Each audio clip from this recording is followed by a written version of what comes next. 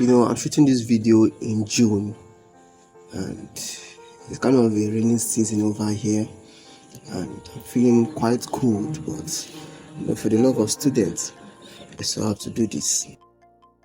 So before I started shooting this video today, I I met with a particular student, and as we were speaking, I discovered that one of the issues that is facing us, even as students, even in Africa, is that we lack the necessary finance, most times to finance our education. And so as I was speaking with him, and he was telling me much about how he wants to be a medical doctor, but finance stand as a strain, as a blockage. So, but when I told him about scholarship, that he can actually apply on a scholarship, he was shocked. And I tell you, most of you are watching this video, maybe I'm shocking that you're among those that don't understand much about scholarship applications. So in this video, I'll be teaching you more about that. But first, what is a scholarship opportunity? So just think of me personally, how I think of scholarship is me being a student, but I'm being paid as a student. Does that click anything into your head?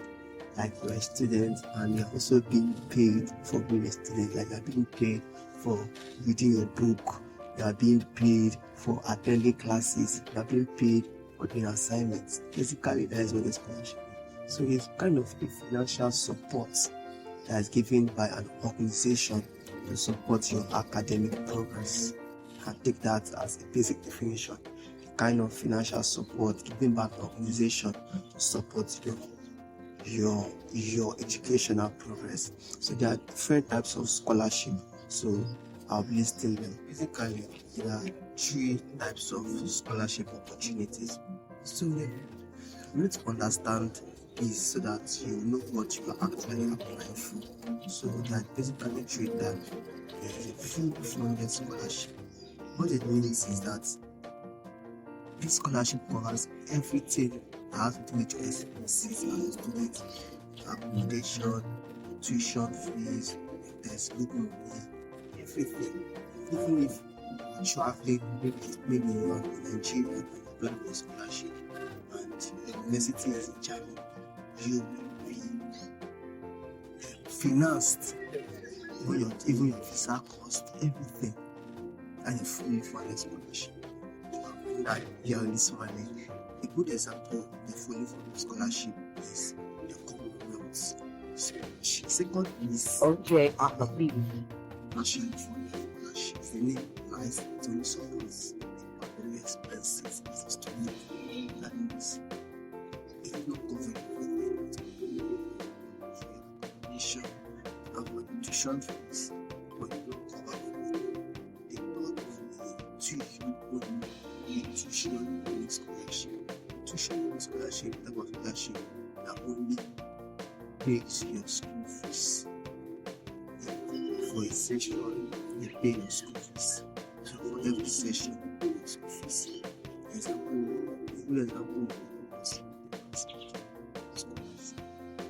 winner scholarship every session. So I just remember it was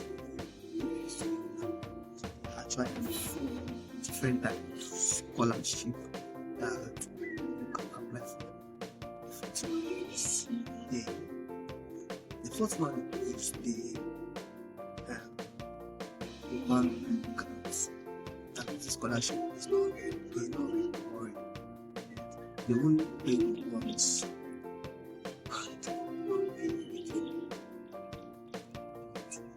scholarship that got one payment, pay 150,000. Pay this session. That is a scholarship. Another good example of partially funded scholarship is your NNPC scholarship, your CPLET scholarship. You will cover a part of your expenses as a student. So if you are really enjoying this video, peace. Thirdly, let's look into the characteristics of scholarship opportunities, because if you want to actually tackle something, you must definitely know what it's all about. You must definitely know its parts, its labels. So one of the things that we're discussing now is the labels or the characteristics of scholarship, which includes that the scholarship has OJ on the eligibility. beat. Yet it's not for everybody. I mean, there's a type of scholarship that are only open to Asians, some Europeans, and some Africans. So, in order not to waste your time applying for a scholarship that you are not eligible for, always check the eligibility. So, scholarship are for undergraduates. So, if you're a high school student and you apply for such, you will not get it. You get?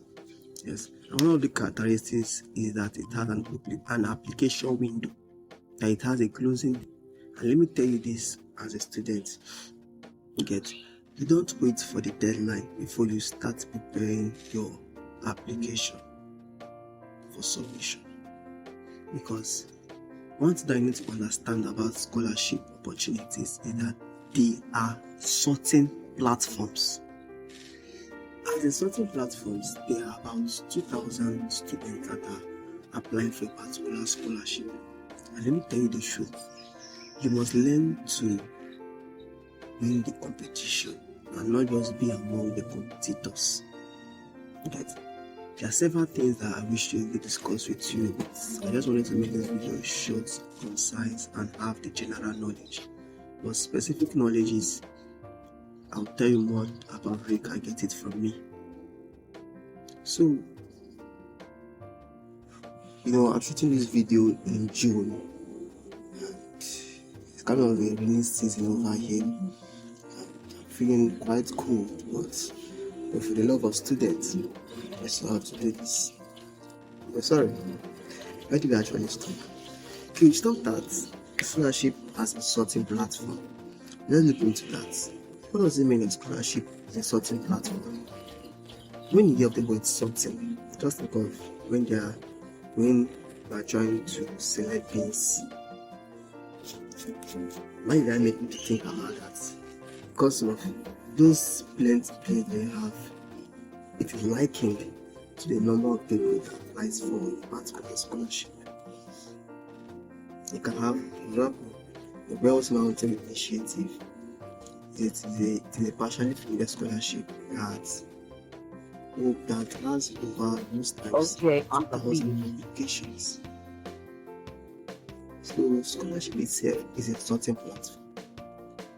As a sorting platform, it gathers applicants, it eliminates some, and it selects only an inert few. Those inert few are called scholars. If you win the Wells Mountain Initiative, she will be called a Wells Mountain Initiative scholar. Yes.